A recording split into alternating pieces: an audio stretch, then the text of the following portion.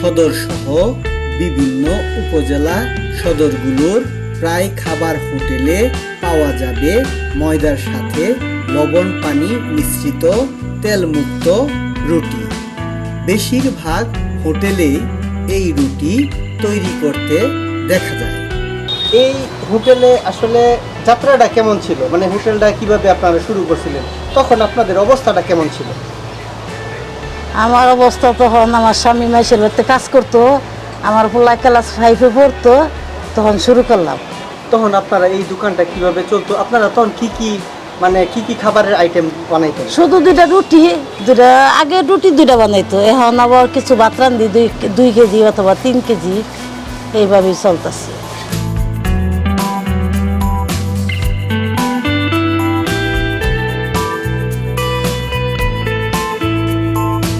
দোকানি জানায়, তেল ছাড়া ময়দার সাথে শুধুমাত্র লবণ পানি দিয়ে তৈরি হয় এই রুটি। বাড়িতে তৈরি রুটির চেয়েও এটি খেতে সুস্বাদু হয়। আমাদের শুরু থেকে রুটি, এখনো রুটি আছে। মানে মূলত এই রুটিটাই আপনাদের মানে সবচেয়ে প্রধান ব্যবসা। আচ্ছা, এই রুটিগুলা আসলে মানুষ কেন খায়? কেন খায় বলতে তো ক্ষুধার্তর কারণে খায়। না, ওইটা তো আছে, মানে বিশেষ কি আছে যে এই রুটিগুলো মানুষে খায়? এগুলো আপনি যে তেল মুক্ত, তেল ছাড়া গ্যাসের সমস্যা করে না।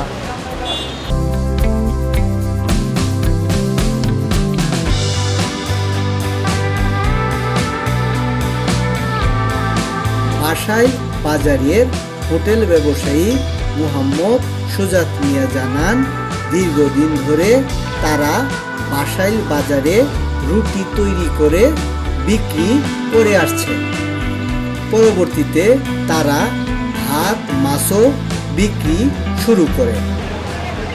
আপনার পানি দিয়ে কাঁচা বান্ধা গুলো হয়, এর কারণে স্বাদটা বেশি।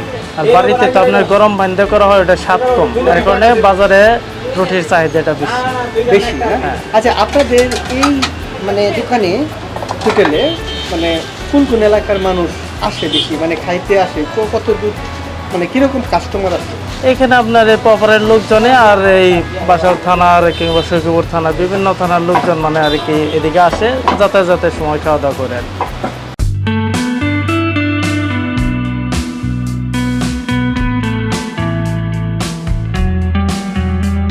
রুটি তৈরির কাজ আগে তার বাবা করতেন, পরবর্তীতে তিনি নিজে করতেন। বর্তমানে তার ওখানে একজন কারিগর রুটি তৈরি করে।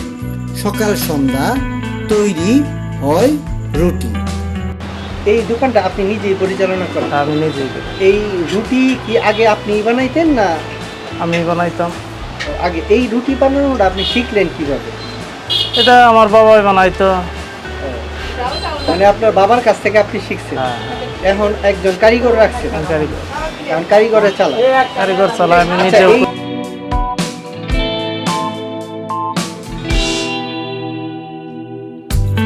সুজাত মিয়া আরো জানান, হোটেল ব্যবসা করে ভালোভাবেই চলে যাচ্ছে তাদের সংসার। আহামরি উন্নতি না হলেও মাস শেষে তাদের 15-20 হাজার টাকা আয় থাকে।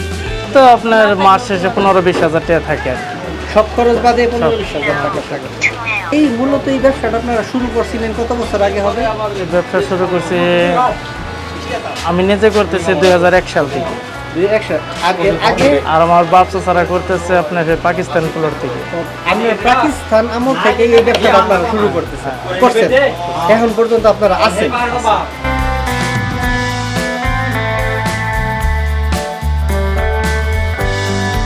কারিগর জানায়, ঘরোয়া পরিবেশেই তারা রুটি তৈরি করেন। ময়দার সাথে লবণ পানি ছাড়া অন্য কিছু মেশানো হয় না। বিভিন্ন এলাকার মানুষ তাদের রুটি খেয়ে দারুণ স্বাদের কথা জানায়। আমি এখানে 2011-তে আসছি। এখানে 11-তে আসার পরে আপনার হলো ওনার এক ছেলে আছে, ওনার ছেলে রেখে রুটি বানায়। তারপরে আমি 2-3 বছরের ভিতরে আমিও রুটি বানানো শিখছি আস্তে আস্তে, দেখে দেখে আস্তে আস্তে। মূলত যে ওনার যে ছেলে, যে হোটেলের যে মালিকের যে ছেলে, নাম কি ওনার? সুজাত সুজাতে আসলে মূলত এই রুটিগুলো বানাই। রুটিগুলো বানাই ওনার দেখে দেখে, পরে আমি আপনি শিখছি। শিখছেন, হ্যাঁ? আচ্ছা, এই রুটিগুলো আসলে আপনার কি ধরনের উপকরণ এটার মধ্যে মিশাইতে? এটা আপনার মনে করেন যে দেখা যায় যে শুধু পানি, লবণ, ব্যাস এতটুকু দিয়ে সুন্দর করে গুলতে হয়। স্বাদ অনেক অনেক ভালো লাগে এগুলো রুটি, মানে কোনো নাই, এটার মধ্যে কোনো ক্ষতিগ্রস্ত কিছু নাই। কারণ এটা আপনার হলো এটা খাইলে পরে দেখা যায় যে আপনার হলো অনেক গ্যাস্ট্রিক মুক্ত একবারে। পরোটায় দেখা যায় অনেক তেল দেয়, গ্যাস্ট্রিকের সম্ভাবনা থাকে।